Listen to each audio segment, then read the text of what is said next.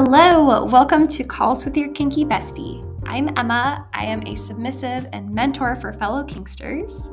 This podcast is all about insights into kinky life and dating, sharing my personal experience and stories, and help share mindset shifts too to get you into a confident space, more confident than you are now. So get ready, it all starts now.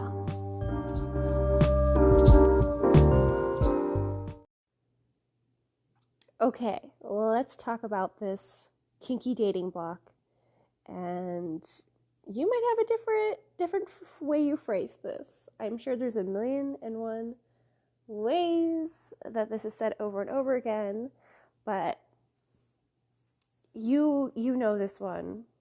Anytime I ever talk to someone about kinky dating, I tend to get the answer, well, just no one around me is really, into what I'm into, or maybe, the people around me are kinky, but they're not actually looking for partnership with it, or just, maybe it's the other way around where the people around me, they're just, aren't kinky at all, but they're really great, life partner material, so I just don't know what to do. And yeah, it's just this idea that there's something wrong with the single people around you, and that's why partnership, your dream kinky partnership, isn't an option for you. And I get it because I've been there, because the stuff is a little underground. Not everyone's gonna be super comfortable putting their stuff out there publicly, so it's hard to really know what's going on. You do kind of have to dig past another layer, so it's hard to really fully see the situation for what it is. But this is a really big block, and it's not just you. Many people feel this same exact way, even if they are, live next door to their perfect partner who they're, having such a great time with later on in life. But okay, so yeah, that's the big block, is that it's just an issue with my area and the people around me, and that's why, my lifestyle isn't an option for me right now. Okay, there's so many layers there, so let's dig into it a little bit deeper. So I am of the mindset that whatever it is that you do believe, that is what you will make real for yourself every day.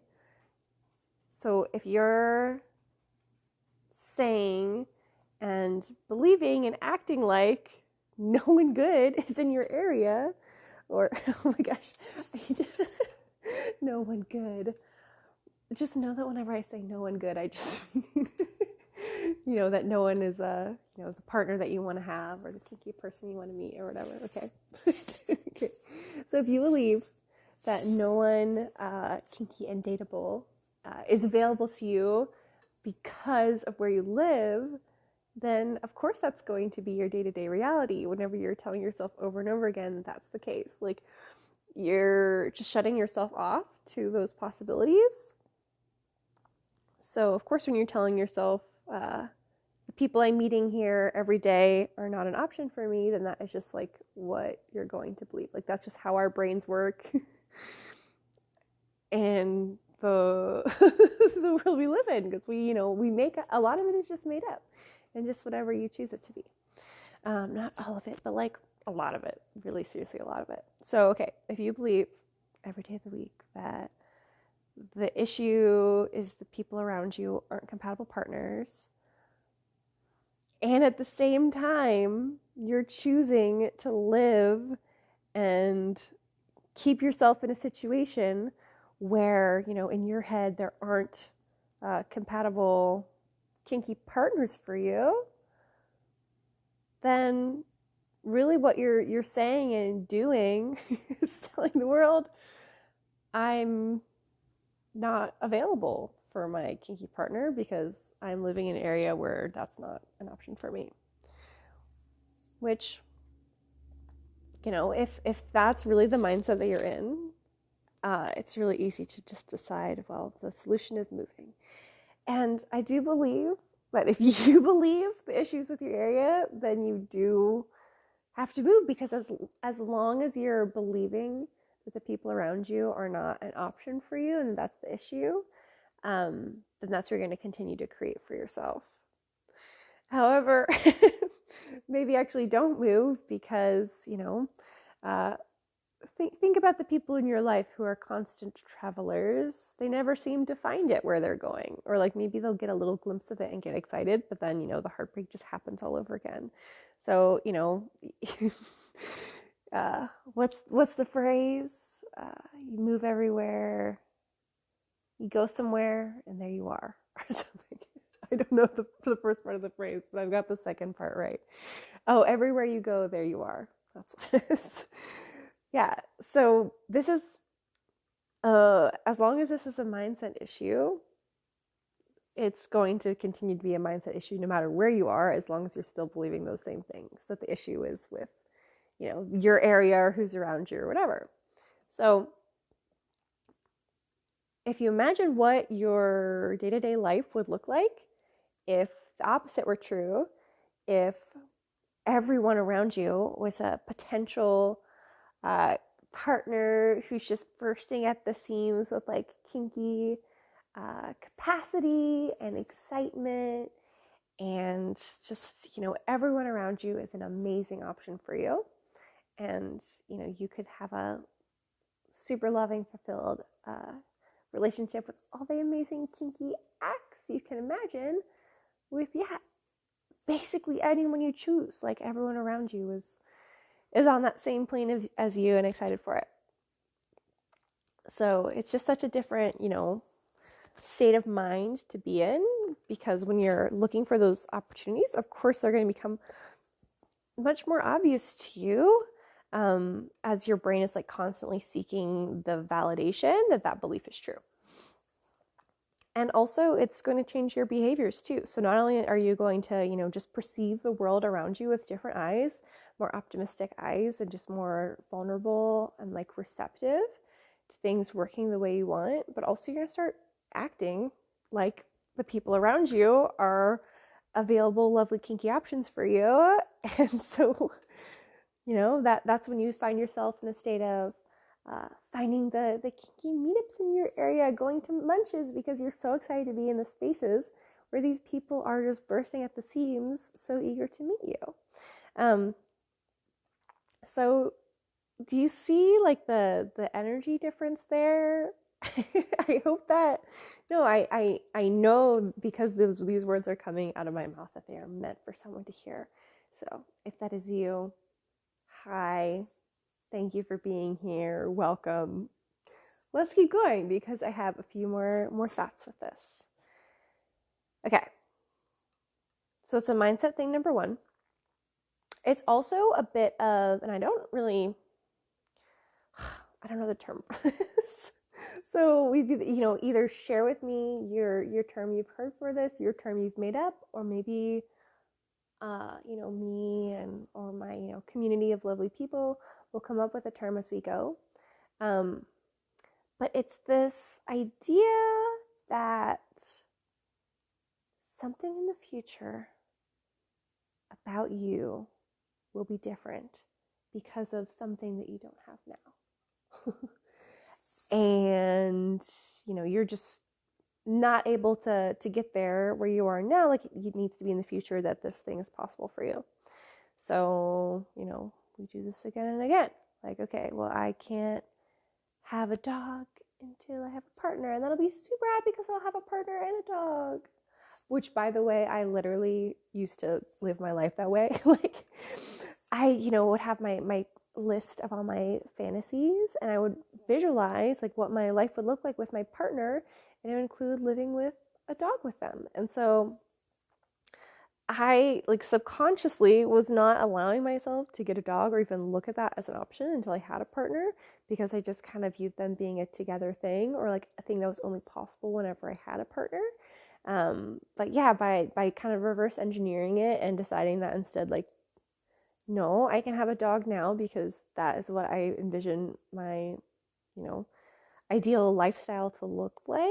And whether or not that includes a partner now or later or whatever that is, like, I get to have a dog because I want to have a dog, and I'm willing to take the steps to, take care of them and do the things. So Yeah, a lot of it is just acknowledging that that is even a block in the first place, because it can be hard to see that stuff without like truly questioning it. Like, okay, so whenever you imagine your perfect, amazing life with your kinky partner, besides the partnership, like what else is actually different about that life? Do you imagine yourself in a different environment? Maybe having a different job, having different hobbies, being around different like communities. Your life probably looks totally, or at least a bit different than it is now. So if you can, I highly recommend just write that out as a prompt. Like what does besides my amazing love, okay, I have my amazing lovely kinky partner. I'm so grateful that they're in my life, and as a result of them being in my life, these are all the different areas of my life that it just kind of clicked together. And here's what they look like. Here's how my life is so much more different. Oh my gosh, it's a little late, and so I'm like questioning whether or not that's correct grammar. But okay, let's move on. So for me, whenever I hear the phrase, okay, the issue is with the people in my area, and still, you're choosing to live in that area and not taking steps towards either, surrounding yourself by people who you think are great partners by moving to that different area, or working to change your mindset around it.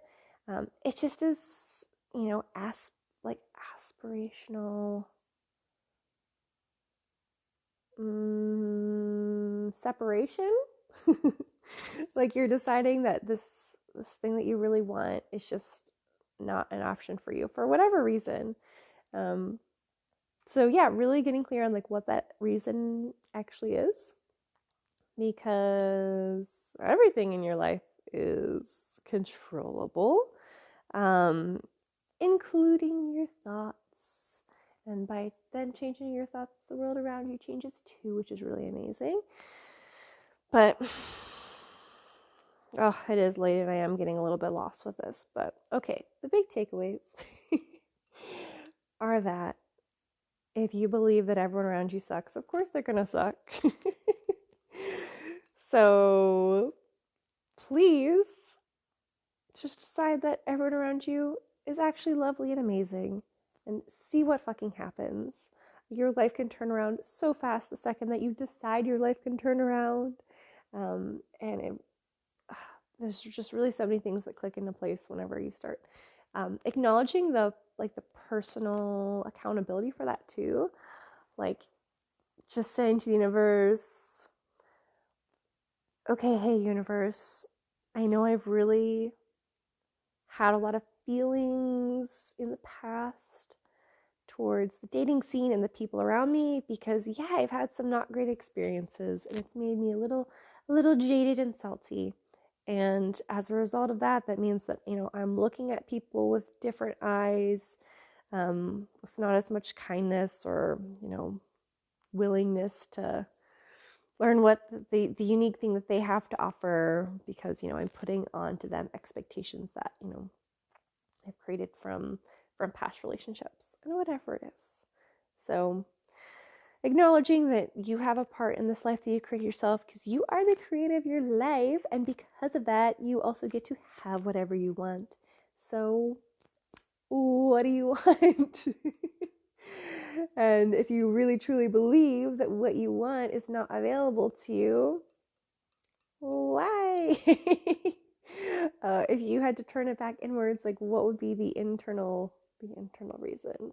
If your reason couldn't be it's the people around me, okay, well, if you really believe that the issue is the people around you, then what does that say about you to live in an area where you're not surrounded by people who are available partners for the lifestyle that you're wanting to lead? All right. Those are the big things I've got with this topic. I've probably got many more thoughts, so maybe stay tuned for future episodes, or just follow along with the podcast journey. get on my Instagram, send me a little message. I really love DMs on Instagram, by the way. It's kind of one of my talents in this life is having, text conversations with people. I'm actually considering changing my mentorship model a bit to go more that direction. Right now, currently, I'm only offering live calls where like you schedule a time with me and we have a video call together. But what I'm noticing with that, the main issue, especially because I am a neurodivergent person, so of course I attract a lot of neurodivergent people. And often this issue that, I face, and of course my people are going to face, is that it's hard to, just schedule your life in advance and then show up for that event you've scheduled for yourself with the same enthusiasm, because there's just something about, the impulsivity just wants you to find the solution right away while you have the energy and momentum to do it. So you want to just be able to do it. So I'm really, considering switching up or maybe just adding an additional offer towards more of that texting model where, the idea being that then you could text me whenever you've got, your brain bursting with this new thing that you just want to express. And by not being on a rigid call, like then I'm also able to respond to you whenever I am in a super, a place of really ready and eager to respond to that too. I think that could be really, really valuable. So in the meantime, send me lovely messages on Instagram. My handle is Kinky Bestie, spelled the same way as it is in the podcast. All the lovely links are in the show notes and stuff like that. But let's keep this convo going. This is a really fun topic. So what are your thoughts on this? What are similar kind of blocks that you created for yourself in your dating life that are, it's easy to kind of see them as external, but really maybe there's something else going on below the surface. I don't know. I will see you in the next episode or over on Instagram. All right. Bye, Bessie.